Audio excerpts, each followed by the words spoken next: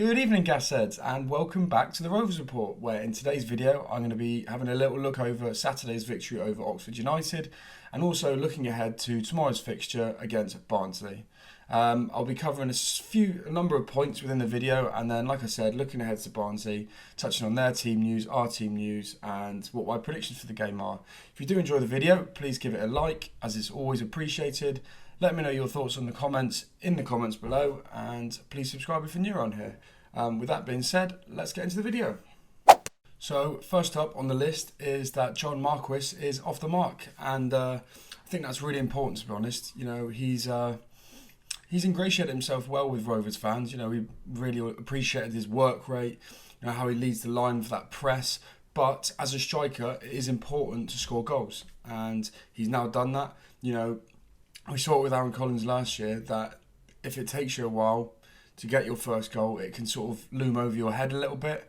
Obviously, Collins kicked on after that, but as Sam Frost did say in the Bristol Post, you know, he was an exception to that rule. So it's good that he's off the mark early doors, and hopefully now he can kick on. And with him scoring now, that front three, or even with the players behind it, we look like we've got attacking threats from a lot of different places. So brilliant to see him get off the mark with what was a really well-worked goal. So yeah, for me, that's the first thing that is important we learned this weekend, is that John Marquis is off the mark and hopefully he kicks on.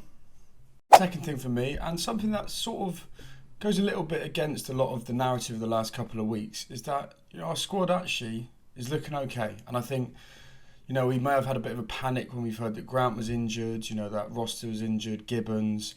But actually, with a few of these bodies coming back, it's starting to look like a much better team. You know, the bench this weekend was significantly improved on the last two games. Don't get me wrong, we definitely need a few more signings in a number of positions. You know, I'd like to see a winger come in, probably one more defender for me. But, you know, with the likes of Grant, Rossiter, Coots, all coming back into contention, it does look like a good squad, to be honest. And, you know, in that centre midfield position, we've got great competition. Obviously, Grant can play there. You've got Rossiter, Coots. I don't want Whelan to be playing many games there just because of his age, but it's great to know that he can fill in there. So yeah, for me, it's just that our squad depth is perhaps not as bad as a lot of people make it out to be. Don't get me wrong, like I said, we definitely need a few more signings, but I was pleased by the squad depth on Saturday, and I think some of those substitutions were vital to us maintaining our momentum and getting that win. So yeah, squad depth, it needs a few additions, but we're getting there. We're definitely getting there. Something else I want to touch on is just how unbelievable Harry Anderson is. You know, he might not necessarily get the goals and the assists, though he does contribute them. But yeah, he's a manager's dream, isn't he? You know, you put him anywhere you want. He's played both sides of the wing for us. He's played behind the striker, right back, left back, wing back. And every place you put him, he does an unbelievable job. You know, he's 7, 8, 9 out of 10 every single game. And against Oxford, you know, he was up against Billy Bowden and he didn't get a sniff. Bowden did not get a sniff, and so much of that is down to Harry Anderson. I think if you look at the sort of player that he is, he epitomises everything Barton wants our Rovers team to be about.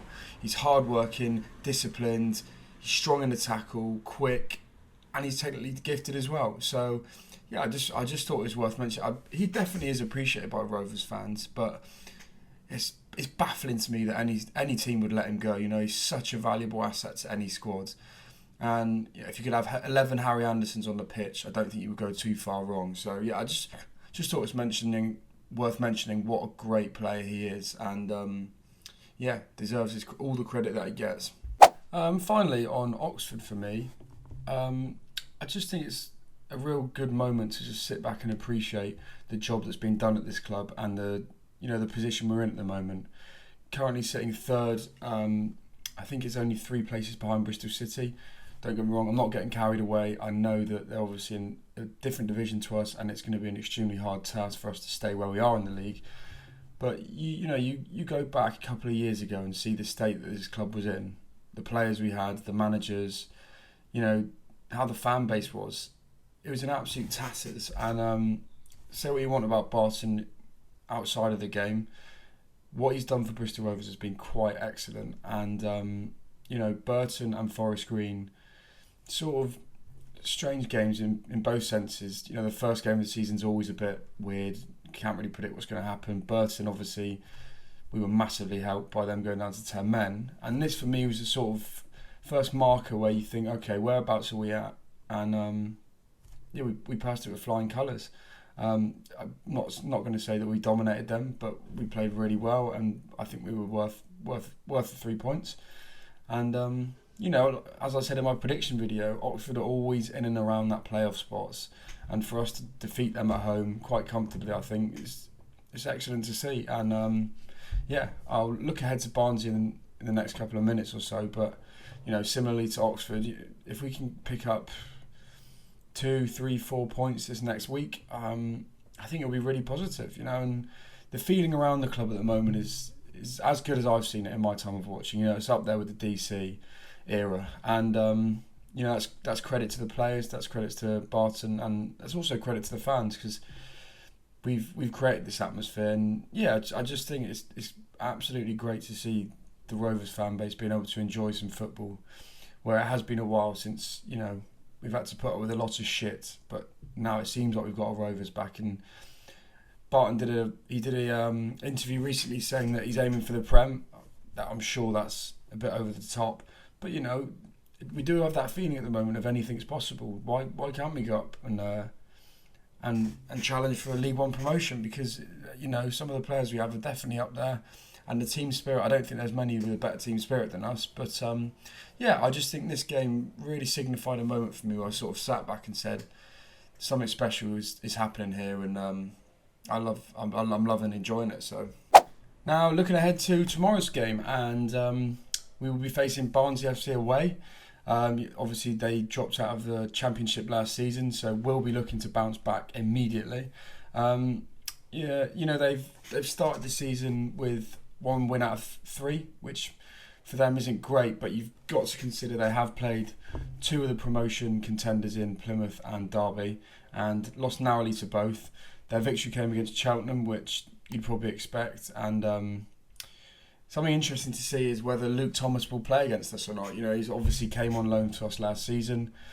Interestingly, he was a bit of a fan favourite without actually doing too much in terms of goals and assists. When he came on, especially after Barton gave him that sort of that rallying cry or rocket up his ass, he did look impactful when he came onto the pitch. But in terms of numbers, he didn't actually perform too well. So he's been starting for them in the last couple of games, so it looks like he will play against us, and be interested to see how that works. Obviously Connolly, Hall, Belshaw, Coots, they're all going to know how he likes to play. So but then again, he will also know their weaknesses, having trained with them week in, week out. So that'll be interesting to see. But it's definitely a game Rovers should be looking to go and win. I think in terms of our team selection, Barton isn't the sort of manager that likes to make a lot of changes for the sake of it. If his players are fit, I think they'll probably start. You might see Gibson, sorry. But I imagine if there are changes, it would be 1 or 2. I think Coots probably will replace Whelan. You might see Gibson come in, and you might see Hall go back to right back. But Hall, despite not playing there for years before this, has done very well, and he's kept another clean sheet. So that's 2 and 4 clean sheets for Hall at centre back. Barn may be tempted to continue, and the team on Saturday played excellently. So keep that momentum. Do let me know what you would do in the comments. I think he'll probably just bring Coots in, and that might be the only change, to be honest. I think Saunders came in and did excellently, but he might be tempted to keep him on the bench, and go with a bit more of a physical presence than someone like Ryan Loft. But it's a great time to be a Rovers fan at the minute. I'm going into this game, going to watch it, and in previous years you I'll go to Barnsley, it'll be a bit of a day out, but we're not going to get anything there. I'm fully going into this game expecting us to get something from it, and that's the way Barton sets his teams up. We're not here to just make up the numbers. We want to go out and win every single game, and I don't see any reason why we wouldn't be able to tomorrow. Like I said, Barnsley have only won 1 in 3. We've won 2 in 3, albeit against probably much easier opposition. But the momentum's with us. We've got quality players, and I'm looking forward to tomorrow. Let me know your predictions in the comments below. For me, I'm going to go for a 2-1 victory for Rovers, to send the Gasheads back to Bristol happy. So There is. Thank you guys for watching. I'll be doing a reaction video to the game tomorrow, so make sure you stick around for that. If you are new around here, subscribe. We're almost at the 500 mark. And if you enjoyed this video, give it a like. But I think that's everything. So see you guys tomorrow, and thank you very much.